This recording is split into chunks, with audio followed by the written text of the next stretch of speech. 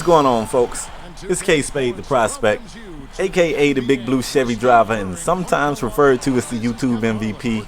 And I know what you guys are thinking. Wait a minute, is K.Spade on FPDope too? Yes, I'm everywhere. I got some scientists that split some cells. It's like 5 of me, man. I'm probably in your neighborhood too. It's no telling, them everywhere right now. So I'm gonna tell you guys a little bit about me for those that don't know me. I'm gonna jump into some commentary, and then we're gonna talk about a question I got about not necessarily just the Golden State Warriors, but other teams that are built like Golden State.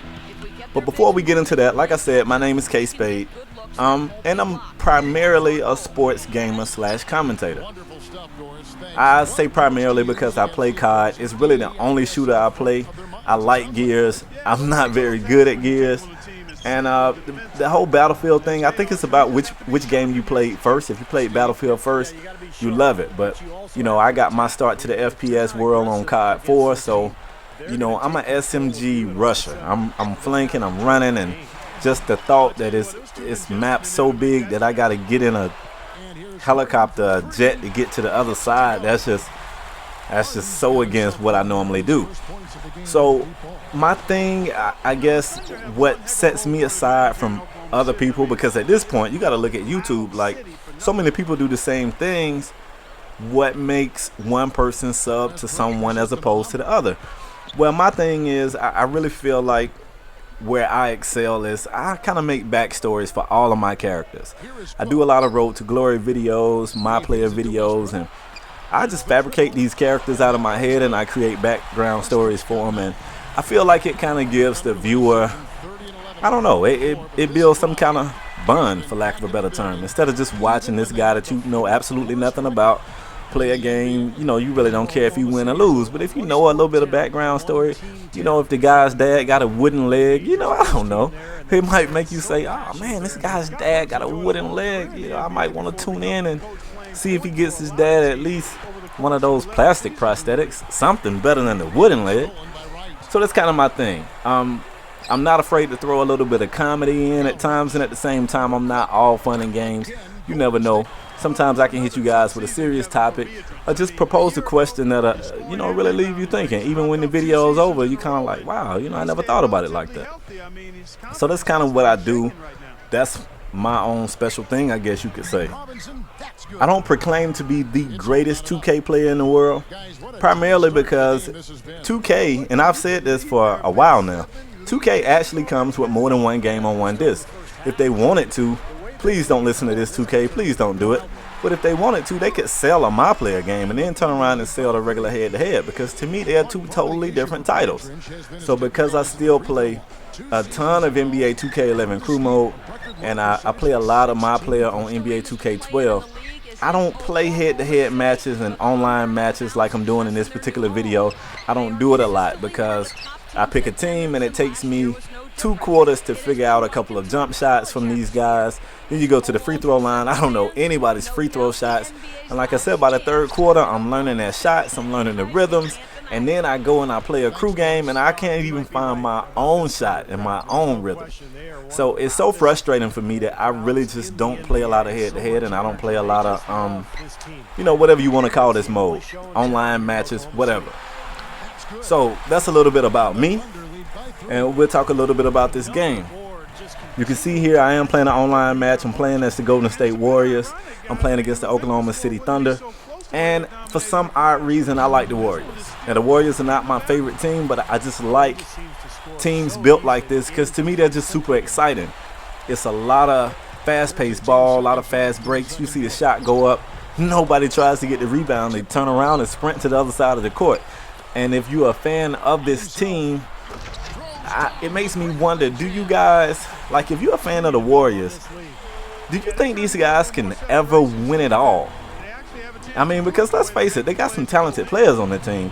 And as far as just straight up perimeter shooters, you could make the argument that they could quite possibly be one of the better teams in the league.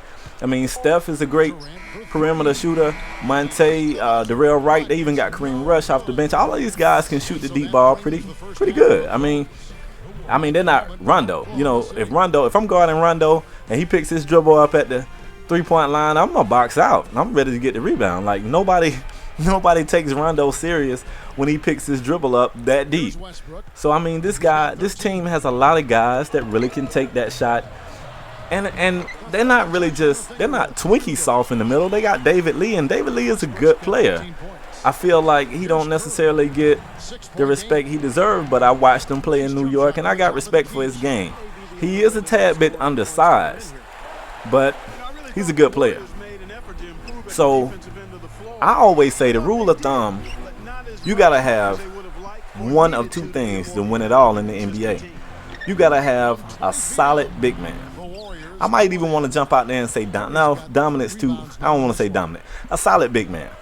Double-double guy. I mean, a average double-double. Maybe even 20 and 10. Which is not unheard of. Or you got to have a prolific scorer. So usually before I get to the second part of that, when I say the dominant big man, people are quick to remind me that when the Bulls won, they didn't have a dominant big man. You know, Bill Cartwright and Horace Grant, they weren't dominant big men. You know, Bill Winnington and Luke Longley and whatever the other guy. I'm pretty sure all three of those guys, those big tall centers, they was all the same person.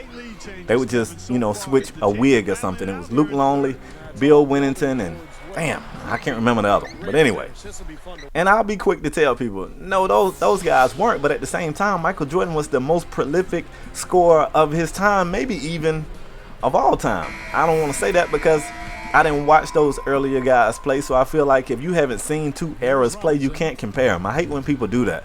Now, people say, oh, well, so-and-so can play better than Jordan. Yeah, you can't say that. You can't say Kobe or LeBron. You can't say any of these guys are better than Jordan. And unfortunately, I mean, it's not fair for these newer guys to say who they're not better than of another era because they're not the same era. But, I mean, yeah, you can easily say that, okay? Jordan was the most prolific scorer of his time. That doesn't count. So you look at Kobe, you can say, well, the Lakers won when Shaq was gone. Right, but don't get it twisted. Gasol is a 20 and 10 guy. He's a walking double-double. And to be honest with you, if he didn't play on a team with Sir Shoot a lot, he could get even more points. Like, Gasol gets a bad rap for being soft, but I still think Tim Duncan is one of the softest big men in the league. But in his prime, he got buckets. So it's not, you don't have to have that dog in you. You don't have to be nasty in the post. You just got to be able to get points. So can a team built like this win? What about Phoenix when they had their running gun team? When it was Nash and Stoudemire and Diaw and some of these other guys. They was a small team. I know Amari's got some height, but he's still a small frame guy. And they played the same style. They just ran, and their goal was basically to outscore you. Can they win it all? I mean, as a fan of these teams, can you be satisfied saying, damn, we're excited? I mean, we won't ever win the championship, but we are exciting as hell. Is that enough for a fan of Golden State? I don't know. I want to hope I'm wrong because as a fan of the sport, you want to be able to see multiple styles. You don't want every team to come out and play the exact same style. So from a fan's perspective, it's fun to see, but I don't know. I'm starting to think it's a lost cause. I'm starting to think that these teams just flat out cannot win. So give me your opinion. Give me some feedback. You can see my video here is over. We pulled out a very close game simply because I couldn't find the shots of most of these guys on my team. I really feel like if I could have won by a bigger margin, but I'm happy with the win nonetheless. Stephen Curry gets the player of the game. It's funny because I was talking about him and Monte Ellis being pretty much the same player, and I did him no justice. He only had like 3 assists. It's not him, it was me. But that's all I got for this video. Give me some feedback and check out my channel. I got some great vids up there. So I'm out, y'all. Peace.